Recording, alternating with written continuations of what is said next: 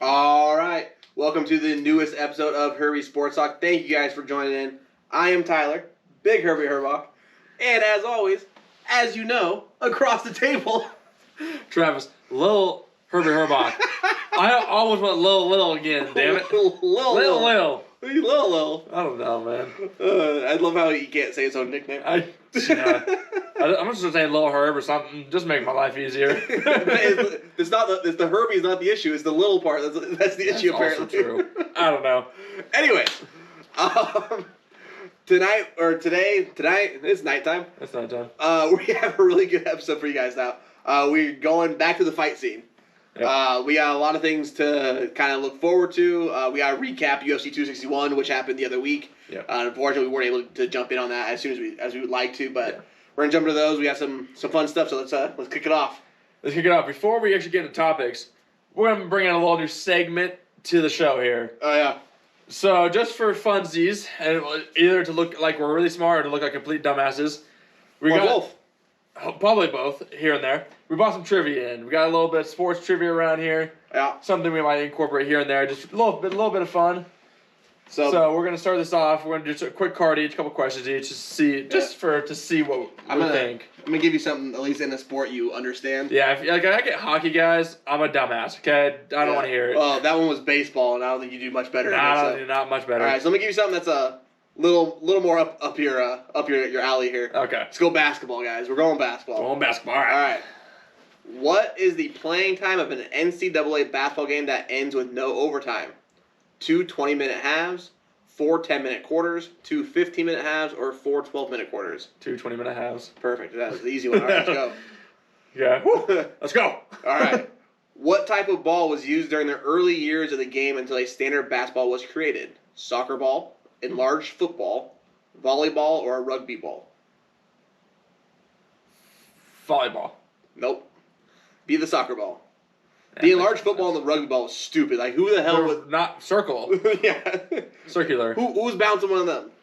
No one. Damn soccer ball. All right. Which center is arguably tied with 7'7" tall Gorgie Murshin as the tallest player in NBA history? I couldn't even say the name.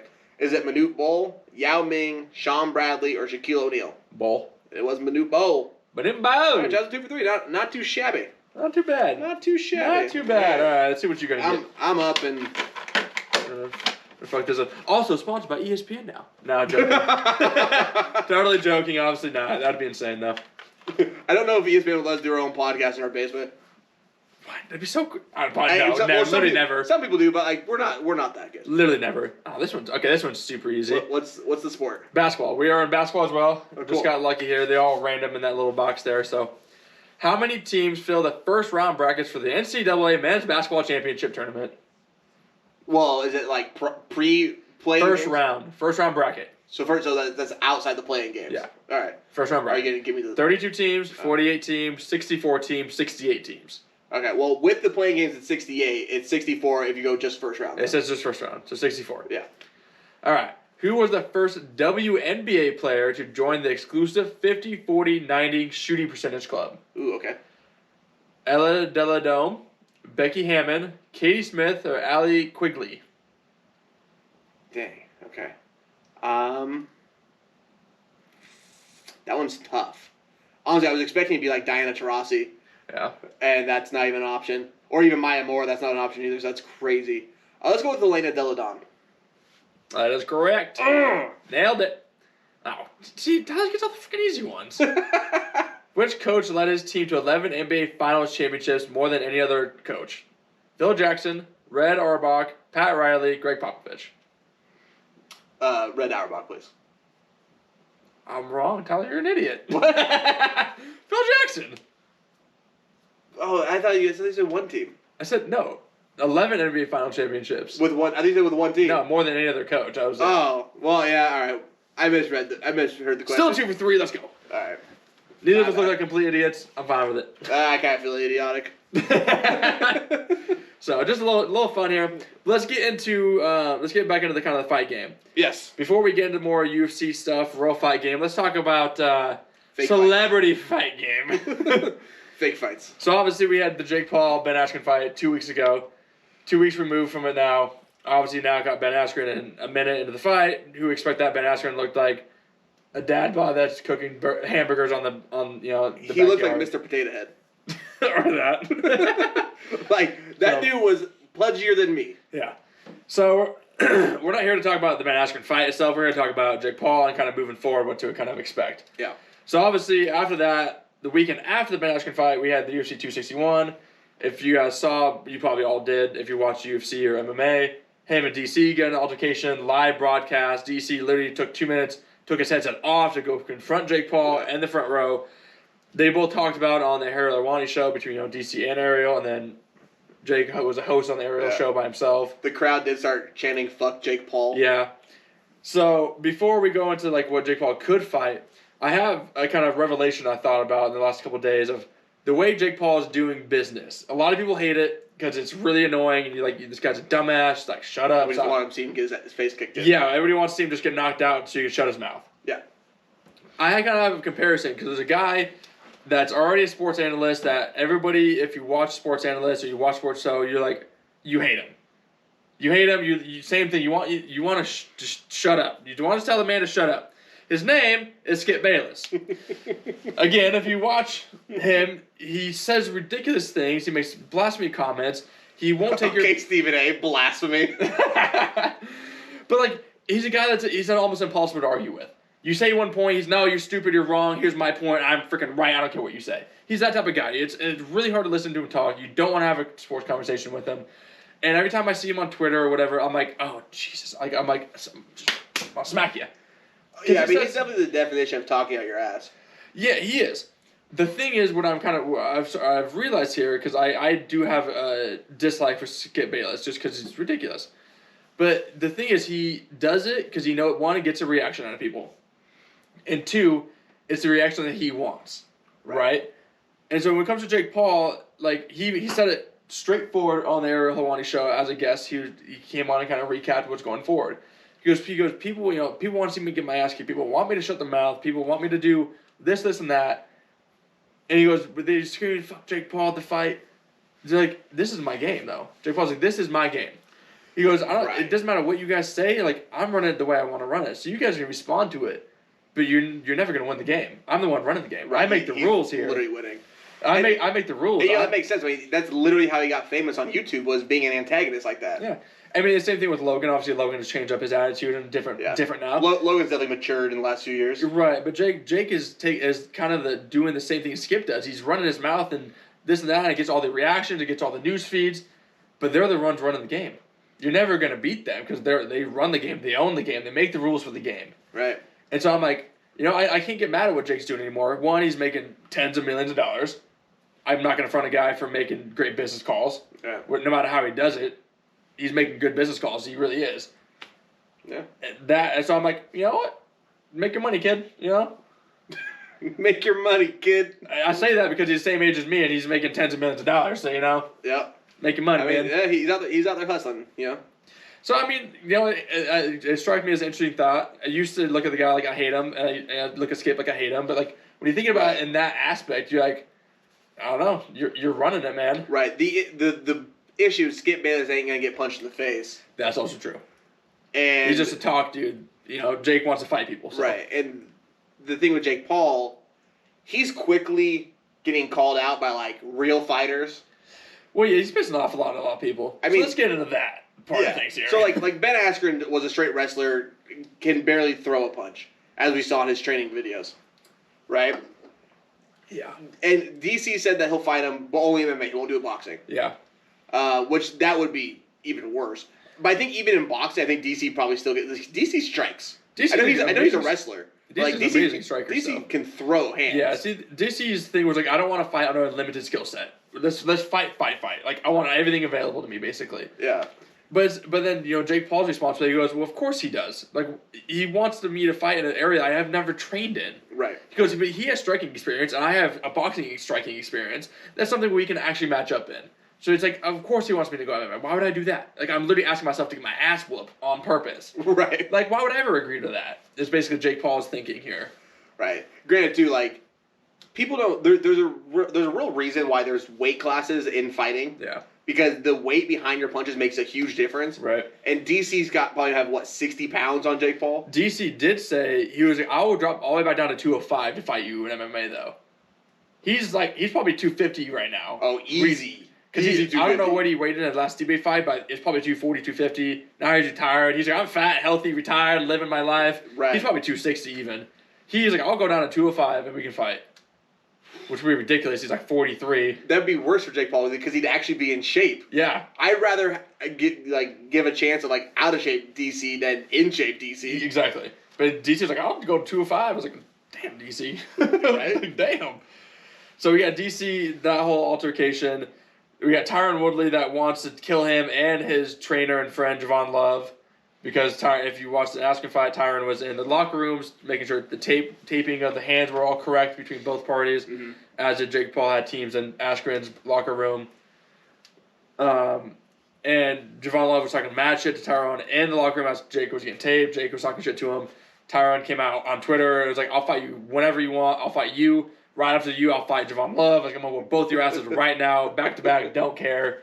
Tyron went hood days real quick. He's like, I'll whoop both your asses right now. Take 2 on tag team match. He's a monster. Yeah. So it's one of those things. Jake, he's very quickly and very rapidly moving to guys that are legitimate punchers, that are legitimate strikers, that will legitimately knock his head off.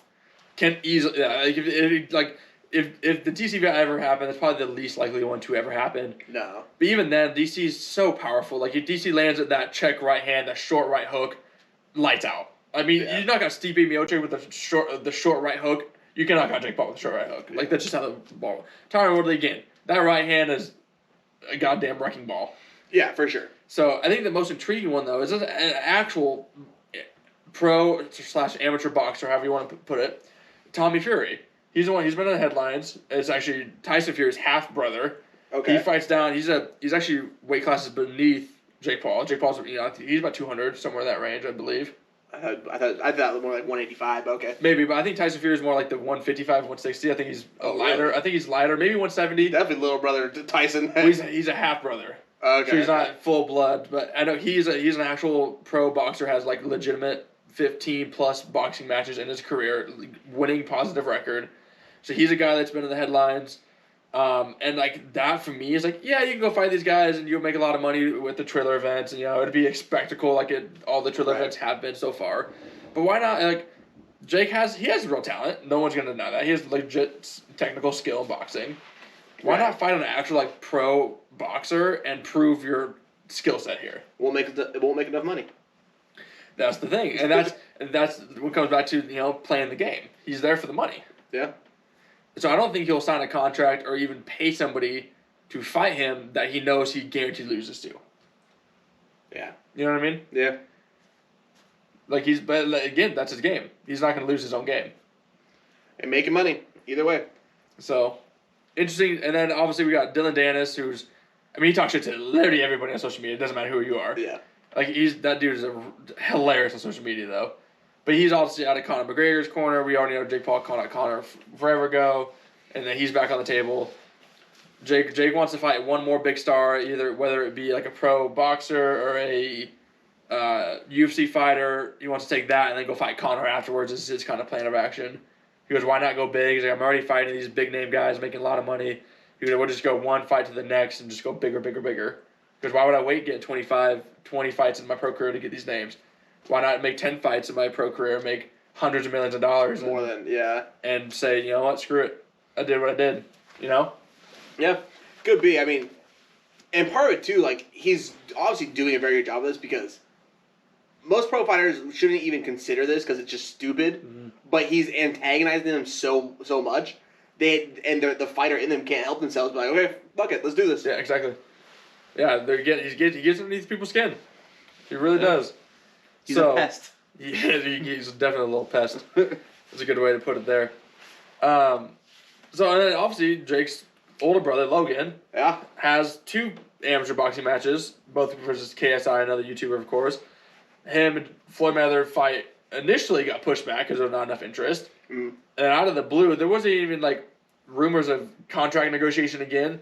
I don't know. They both come on Twitter like, "Hey, we're fighting June 6th." Like, yep, in Miami. like what the hell?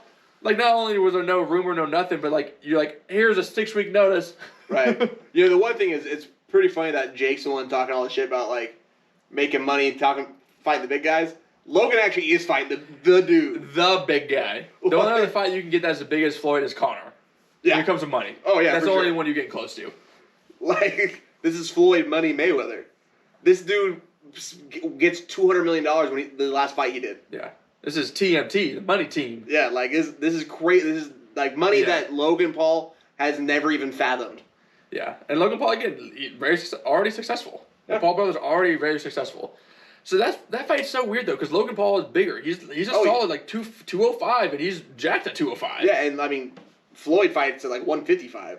So like so I don't know what's gonna happen here. Like they're not gonna change weight classes. It's obviously not a sanctioned fight. It's a thriller fight, I believe. Right. Yeah. It's not a pro fight. Floyd's not gonna waste his perfect record on Logan Paul. Yeah, but it's like Tyler mentioned this actually briefly just before we got to recording. We're like, what if Logan hits him with like a right hand? Logan's a big, strong dude. Like, what if he gets just smacked with the right hand? Yeah. And puts him out. This is the part of it that like you see these big stars like accepting these fights, and you're like, where's the payoff for them? They have everything to lose, right? Floyd. Yeah, Floyd has everything to lose. Like, if Floyd wins, that's expected. Yeah. But only if he wins easily or wins by knockout. If it goes the distance and it's close, then like that hurts his legacy. If he loses, it hurts his legacy. Even though he'll still have a perfect 50-0 pro record, he still lost to Logan Paul. Yeah, he still lost to a YouTuber, quote unquote. Exactly. Right. Like, that's the issue. There's no win-win here for Floyd Mayweather. It's almost a lose situation no matter what. The only win is the money. And he actually did an interview. I don't remember who it was with. I just saw a quick clip of it. And they were like, why fight? Basically, like, why make this point? He goes, I could come out of retirement and fight a pro boxing match, a real sanctioned fight, like the best of the best, and make $50 million, $85 million, something like that. Because I can come out and fight a non-sanctioned fight against a YouTuber, the big name. He goes, I'll make $150 million, $200 million. Because he controlled the entire production of it. Yeah, which is how he got $200 million in his like the Pacquiao fight. Yeah, because Floyd Mayweather Productions put it on and they controlled everything. So got still the highest pay-per-view grossing ever in pro boxing. Yeah, I mean the pay-per-view fights alone, or the pay-per-view numbers alone, put both of them like Floyd got like $80 million off of that and Pacquiao got like $50 million. Yeah. Just from the fight from that alone. But then you add in all the endorsements and shit like that Floyd gets from his production team. It rocketed up over $200 million. It's insane. Yeah, you're talking this fight between Logan and Floyd's making a minimum 150. Logan's probably making a minimum 50 million. Logan Paul is gonna come out with more than double his net worth, which I looked before we started is at $19 million right now. More than double, guaranteed. More than double it, guaranteed. And for Logan, it's really a win-win. The only lose for Logan is if he gets knocked out by Floyd, because Floyd's on a knockout artist. He hasn't been since he was very young. Yeah. So that's the only lose. I don't think it's even a loss though, because it almost still be expected. It's still Floyd Mayweather. That's true, but he goes the distance. He looks good. He'll probably get another fight against somebody making a lot of big money chunk. Yeah. And if he loses, loses again, you're still making a huge paycheck. Yeah. So it's a win-win for Logan. Oh, it absolutely is, and that's the same thing with all these Jake Paul fights against when he's fighting real fighters. It's a win-win for them. I see it as almost a lose-lose for the professional. Yeah. It is. I think Floyd's in it. Yeah, I think similar to Jake, I think Floyd's playing the game, playing the money game. Yeah. And he's done it in terms of boxing. He's been the best at it. Oh, not even close. By a long shot. Yeah, not even close. So, Floyd invented this game, actually. He did invent this game. So, I mean, obviously, we assume Floyd wins, right? Of course. Okay. Floyd's my dude. Oh, I don't know. Tyler's a fanboy. I don't know that. Yeah, dude. Whenever Floyd is coming, you know how much I do. I love Floyd. Floyd's shoulder roll defense is beautiful. Yeah. It is the most perfect defense in boxing. There's a reason he doesn't get hit. That's a good point. It's pretty revolutionary, that's for sure. Actually, it's a super simple defense. It's been around forever, but he perfected it that no one else can do. I guess that's a good point as well. So, I don't know. Yeah, Logan, he's got boxing background a little bit. But I don't want to say I think Jake's got better technical skills than Logan does. And I think that could probably be proven through training videos and Actually, I don't know. I've never actually watched Logan fight. Okay. I didn't watch the KSI fights. We watched the second one. I don't remember. Either way, like for Logan, like I don't think his technical skills match up to even Jake's, and obviously not to Floyd's. And I don't think Logan can catch Floyd with like a good right hand, a really strong one. Or if he does, I don't think it's gonna hit enough to knock him out. Yeah. Because I thought about the same thing about Conor. When Conor fight, I was like, Conor hits him with the left hand, it might be lights out. Conor hit Floyd with like 3 clean left hands and a clean uppercut. True. Conor definitely put on hit Floyd more than Floyd been hit in like the last like probably 10 years of his career. Yeah, and that was proven too. Like even the hit tracker, like he hit Floyd more than almost ever. So yeah. Yeah, I mean the difference is like Conor, because he's from UFC background, like he comes from really weird, odd angles that you wouldn't see in boxing. Right. But Logan, being a traditionally trained boxer, he's going to come from exactly where you expect him to, and Floyd's going to probably see everything. Yeah. I highly doubt that Logan's, with how untrained he is, would be able to put together a combination that Floyd doesn't see coming. Yeah. Also, the size difference too. You got to think how much Floyd, even at 42, 43, is going to be so much faster than Logan is. Oh yeah. Hand speed, feet speed, head movement, all of it's going to be light years ahead of Logan Paul's. Yeah, for sure. It'll be a good event. Again, it'll be a fun thing to watch, but I'm more interested to see what happens with Jake, obviously, because he's the problem child. Oh yeah, he's definitely the troubled one. Well, his nickname is the problem child, so.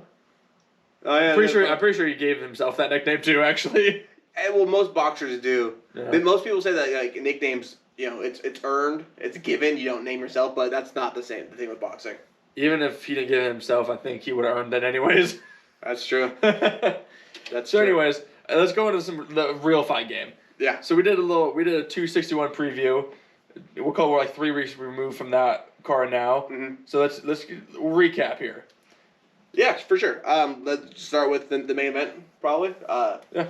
This is the title fight, so obviously that's... Yeah. Kamaru Usman dominated.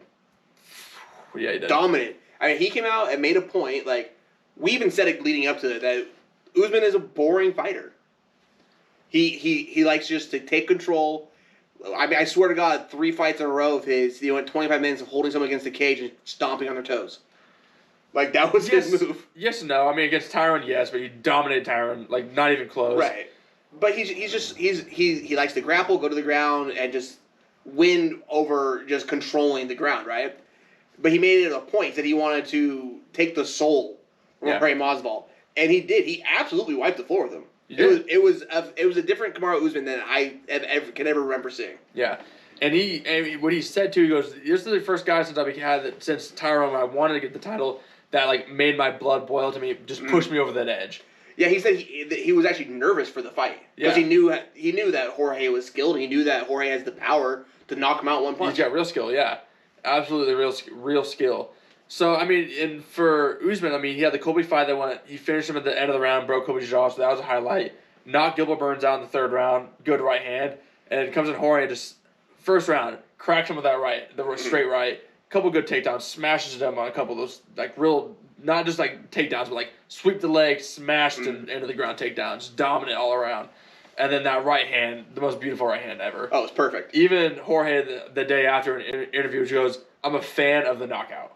He said, "I'm a fan of me getting my own knockout." Because when he goes, "I looked at the tape." He said he fainted with a left hook or left straight, and then can switch tapes. I don't know how he described it. So he goes, "I put my hand up to block here, and he came right over with the right hand." He goes, "The timing was beautiful, the setup was beautiful." He goes, "I was a fan of the knockout himself."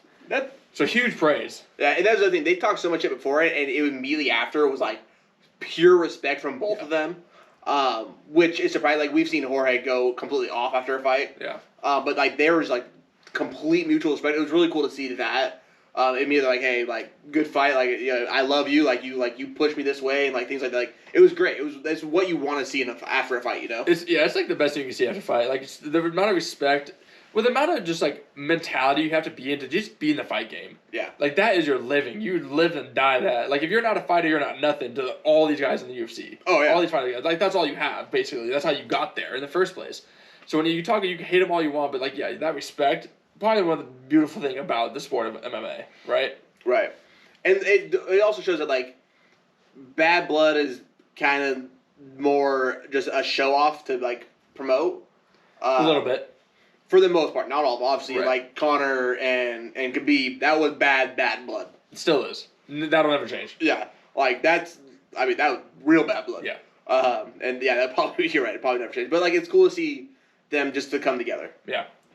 Super cool. So then, co-main event, which we thought would be the fight of the night, Thug Rose against Zhang Wei Li. Yeah. What a fucking head kick that was! Holy.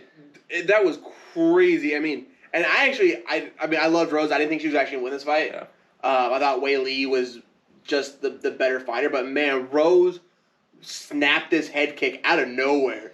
Beautiful. Wei Li didn't see it coming at all. It came right over her hand, and just killed it too. I was watching the embedded series on that UFC puts out leading up to the big cards, right?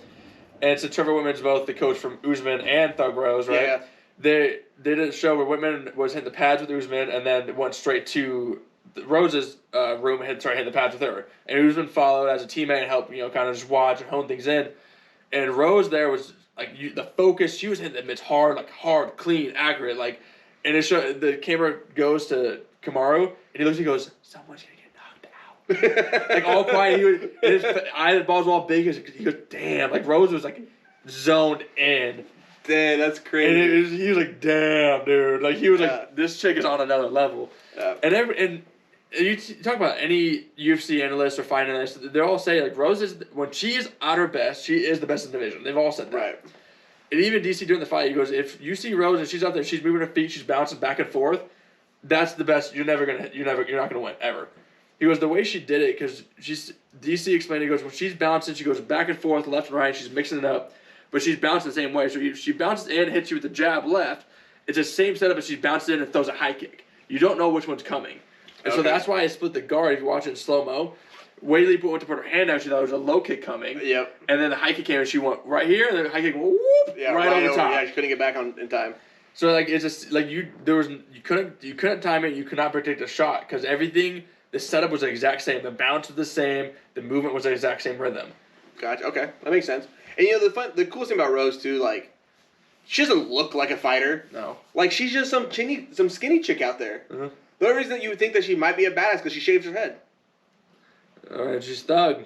Yeah. She's thug though. Yeah. I mean, on the street, I'm sure she's pretty thugged out. Or her background too, with her uprising. Oh yeah, absolutely insane story. Yeah, Thug. That's the name that was earned, for sure for her. But again, you look at her, you would not be like, oh yeah, she kicks people's asses. Yeah. You wouldn't see that. No, you wouldn't. And I'll probably guarantee she's the hardest hitting 115 pounder in UFC right now. Oh yeah, I can see that. Guaranteed. Yeah.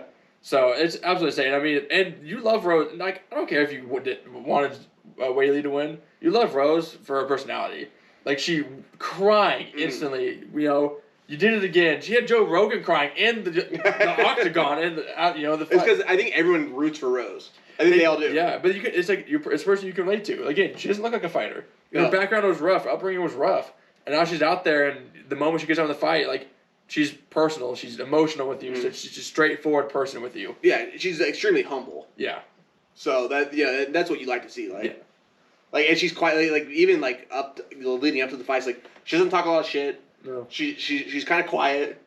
Super quiet. So yeah, it's hard for anybody to hate Rose. I don't think how you can. I love her. I love her. Yeah, she's great. I love watching her and I didn't say I thought Wei Li was gonna win. That's all. Right. Yeah. No. I did. Yeah. Definitely. So cool to see there, and then the third title fight, Shevchenko, Shevchenko, right?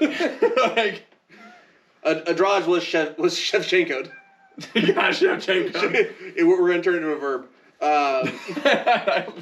Honestly, at this point, though, holy crap. It's just, she dominated from beginning. I think she won the beginning of the second round, right? Yeah, beginning of the second round. And no, end of the first. Remember, only the one fight got to the second round, and that was the DQ. Oh, that's right. From earlier. So it ended the first round, but it was just so easy. She's I don't get it. And the funny thing is, the interview afterwards, I love talking to her because everybody's everybody came out Andrade is so strong. She was the 115-pound champ when she beat Rose, and then she lost her weight. She goes, I'm gonna go up to 125. She doesn't have to cut as much weight. She's probably even stronger then. Right. more fits her body style. She's a brute of a woman. Right. Right? And it was like, she's strong. She's probably going to grapple with Valentina. And Valentina's like, try me. Yeah, just dominate on the ground. Just threw her anywhere she wanted. Just tripped the leg, held her down. She had, what, like 3 or 4 takedowns in the first round? Like, oh, she was 5 for 5 in the first round. Oh, yeah. Okay, yeah, 5 for 5. She was and, like, it was just like, and when they're down, when they're on the ground, like, everyone's, Andrade is so strong. You think that she'd be able to kind of work her way out of it. Nope, not even close. Not even close. Shevchenko ruled it, and that, like, the fact that she got to crucifix position is just ridiculous. Yeah. Like, that's not something that you see a lot in the UFC, and she did it in back-to-back title fights. She beat Caitlin Chukagian in the same exact situation in the first round. Right. I think that is more like, it's so unexpected. Yeah. It's really hard to get there, like, because it's a very easy thing to fight against. You know, to counter it, to, like, you can kind of feel like, oh, you can move to, like, avoid that. You got to roll. Relatively easily. And so maybe it's rare, so people aren't training against it enough. I don't know. Or maybe she's just that skilled and that strong that doesn't matter what you're trying to do. Yeah, I don't think it matters. I saw a picture, and it was like, when the moment Shevchenko got the crucifix, like, set up, like she was in position already, there's a picture of Andrade's corner, and all it says is, get out. And I was like, well, of course you say that. Get out. Just get out. The Thanks thing for is, the advice, coach. Once you're in that position, you can't get out of that. No, your arms are locked. You're sitting there as a punching bag. Your face is a punching bag at that point. Like, the only thing you can do is try to throw your hips, but there's so much weight on right there. Like, you can't throw your hips hard enough. Yeah, your entire body is laying over top of your torso midsection. Yeah. So unless you're like kidney shotting, there's knees into your opponent's back. I don't know what else you can really do damage-wise to get them to get off that position. Right. It seems impossible. I do want to bring up, you said this like right after the fight, and I completely agree with you. We tweeted it out. We need a catchweight fight between Shevchenko and Nunes. Doesn't have to be for the title, because it's gonna be a catchweight, so it won't be for a title. Just like, let them come together at a weight that sounds good to them, and let them go at it, because they are clearly the 2 best women fighters. Probably ever. Yeah, they're like 1 and 2 all time right now. Yeah. And probably forever. So we find a catchweight and let's fucking go. Yeah. I know. Somebody asked Dana White, and it's like, are we gonna put Shevchenko and Nunes together again? He goes, I don't really care about it. It was like, wow, it would be such a ridiculous fight. Yeah. Like, we talk about all the super fights we've seen, regardless for a belt. Fuck the belt. Yeah. Just make them fight to the death. I want to see the best fight in history. Fight to the death. Like, don't even give them a weight limit. Let them just do what they want. Yeah, like, don't even make it 5 rounds. Like, just do it until somebody wins, either a TKO, knockout, or submission. Like, who cares about the time limit? Like, it'll be the best fight in UFC history. I love that we're going like WWE rules on this. Right, fight to the death. To the death. Give him some chairs and ladders too. Fuck it. No, dude, don't do that. Shevchenko's a real assassin. Yeah, don't do that. But like, it'd be quite the interesting thing. Like, you have to win by TKO or submission. Yeah, it's fight to win, not fight to bell. Right. So, and no rounds at all. Just go. No, you can't go back to your corner. No, maybe do a round. I mean, no person's gonna fight for like 30 straight minutes. Oh, would you think a fight will last that long? Between them two, probably. Nah, see, actually, I don't know if they even. I bet you, like, between those two, like, they're both so good. I bet you someone still loses in the first round. No, they've two reasons why Dana White does not want to do it. One, they've already fought twice. When Nunes is 135 and Shevchenko was at 135. Nunes won both times. Arguably, Shevchenko should have won the second. Arguably, that's kind of how it should have been. Okay. Some people can argue that, but again, Nunes won both times. The second one was a title fight, so Nunes retained title in that one.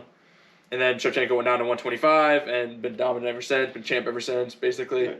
So let's get to 130.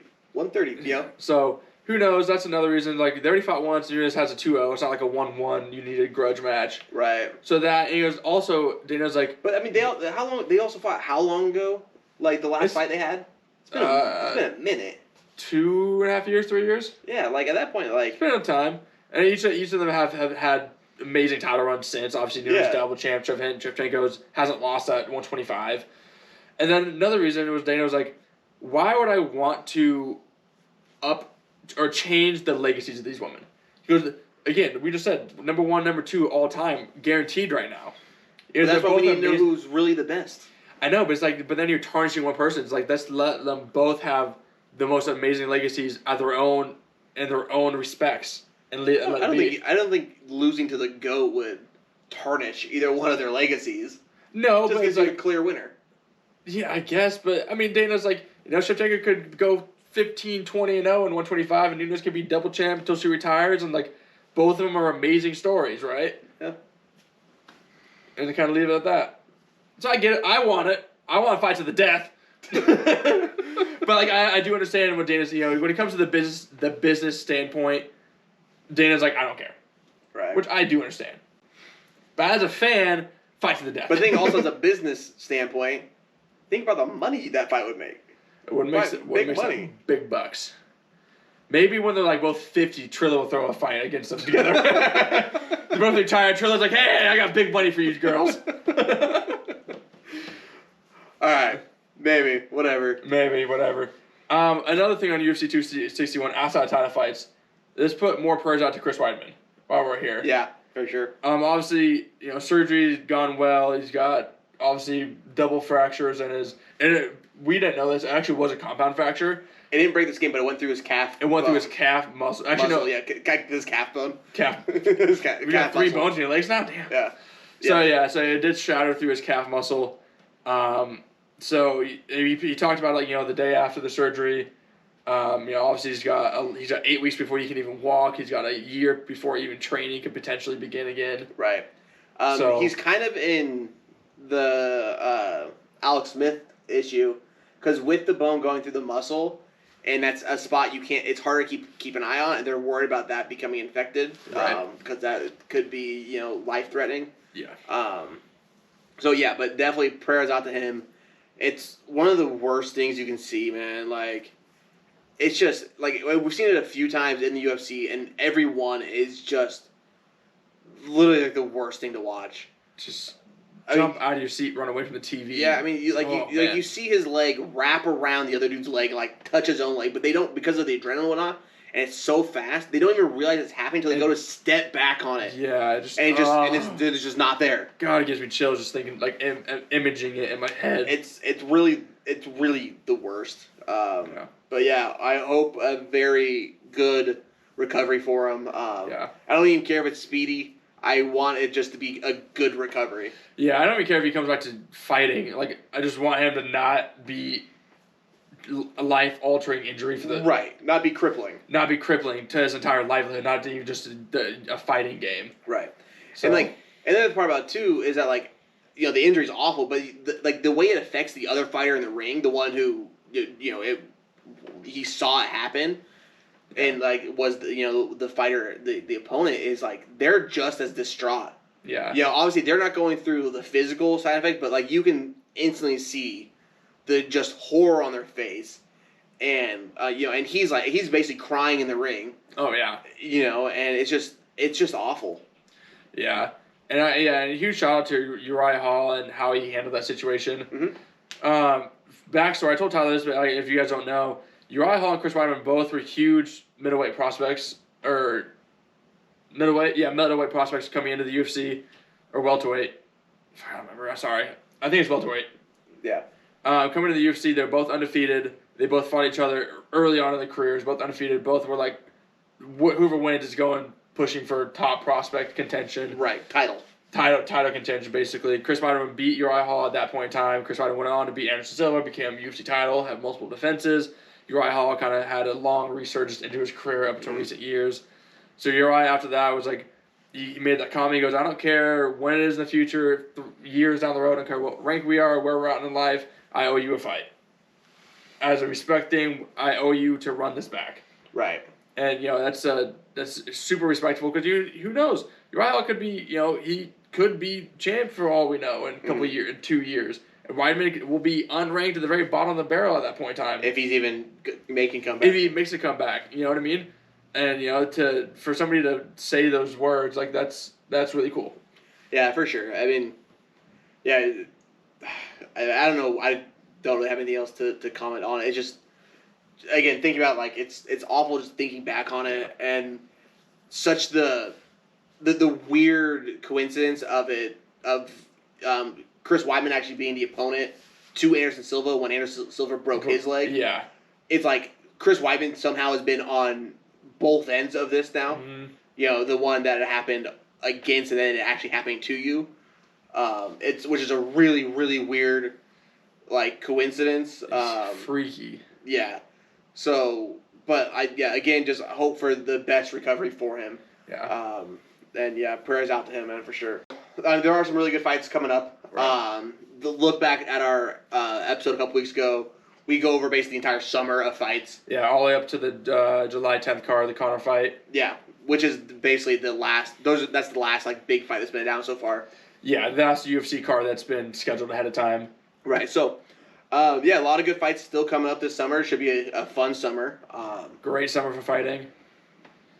The one thing we didn't mention last night, because this is Sunday night. Last night we had a UFC fight night. Dominic Reyes versus, I can't even say the guy's name, Jirichi Perjak or something or another. Yeah. Super interesting fighter. Amazing fight. And me and my buddy Jared watching it, we were jumping up and down screaming. Like, Dominic Reyes, I thought he got knocked out like 4 times in the first round. Yeah. And then there was this time in the second round when they were grappling, he hit Jiri with an up kick, and like he felt limp. I was like, he knocked him out! Like, we jumped and freaked out, and then all of a sudden Yuri just gets up and starts hail making. Like, I was like, what the hell is happening? It doesn't make sense. Like, literally, it doesn't make sense at all. Yeah. Like, he literally looked knocked out. You would think that like the ref would have came and stopped at the point, but he came back so quickly. It was super weird. It was super weird. Like, he literally like went limp. All 4 limbs was like flopped on top of Reyes and like went crazy. And then a minute later, he hits him with a spinning back elbow. Reyes is out cold on the canvas. Like, yeah, which absolutely insane fight. I mean, and most spinning elbows, like if they connect, are Lethal. just like you almost never see anyone win or not get knocked out by one of these when they land cleanly. Yeah. But this one was about as vicious as I've ever seen. It was clean too, and he also hit him with the elbow with first hand. He right elbow here, step forward, spinning back with the left. Yeah. I mean, super just nasty. Crazy to think that Dominic Reyes 3 fights ago was fighting John Jones for the title. A lot of people think he arguably won that fight, including myself. Right. And then obviously ended up losing the decision, then lost to Jan, and now lost to Jiri. So interesting to see where he's come from that situation. Yeah, for sure. He's got a long road back to title contention now. He's gonna have to win a couple fights. A few probably. I bet you he's got to get probably another 3 or 4 easy, like very convincing wins in. He's got to get to that. Yeah. To contending. So yeah, shout out to him. Reyes had a good recovery as well. I mean, he took a brutal blow to the head. Oh yeah, for sure. And mentally wise too to get back on the right track. And Jiri. I don't know if that's right, but that's how I'm saying it. Yeah. So interesting enough with him, like he's very new to the UFC and MMA, or at least he's new to the UFC. Yeah, new to the UFC. This is only his 3rd fight within the octagon. He's had like 31 professional fights though. Yeah. But 28 of them coming kickboxing apparently. As far as we know, I don't have exact confirmation on that. Yeah. But it was outside of the UFC. But also like he had 28 of his wins. 25 came via knockout. Yeah. So this dude's a machine. He's a machine too. A lot of people were saying everyone that's weight class should be scared. He is a force. And so the one thing actually, there is UFC 265 for September, which is Jan versus Glover Teixeira for the light heavyweight belt. So whoever wins that is probably fighting Jiri next, because now he's top 2, top 3 ranking. The other guys are there, not worth it. You have Santos up there. Rakic up there, neither of them were worthy of a title shot right now. I mean, if we're waiting until after that fight for a title fight, that means that Jiri's probably have another fight before then. It's very possible. Because I mean, if you wait till after that fight, the very earliest that the title fight would then be like probably February of next year. Yeah, you're talking almost a year out of fighting. Yeah. So maybe we'll see. Jiri's gonna have at least one more fight in this year then, if that's the case. We'll see who he fights. There's not a whole lot of guys at the top of that light heavyweight right now that are worthy. Glover's getting it because he's been on an absolute rampage on his end of his career trying to get back to a title belt. Right. And it probably, if he even beats Jan, he'll probably just go out in the sunset. He'll win it, call it a night right then and there. And I can see that. And then Jan fights again for the title again. Right, So, but yeah, good knockout there. Again, a lot of crazy fights coming up. Celebrity fights, UFC fights, MMA fights. Just crazy summer of fighting coming up. Mad summer. Fight to the death summer. So, anyways, that's gonna wrap it up for this episode. Yeah, for sure. So yeah, guys, thanks for joining in on this one. Let us know your comments or what fight you're looking most forward to seeing this summer. Let us know at Herbie Sports Talk, Instagram, Twitter. Comment on the YouTube below. Yep. But we enjoyed talking to you guys tonight. We'll see you next week. Peace out.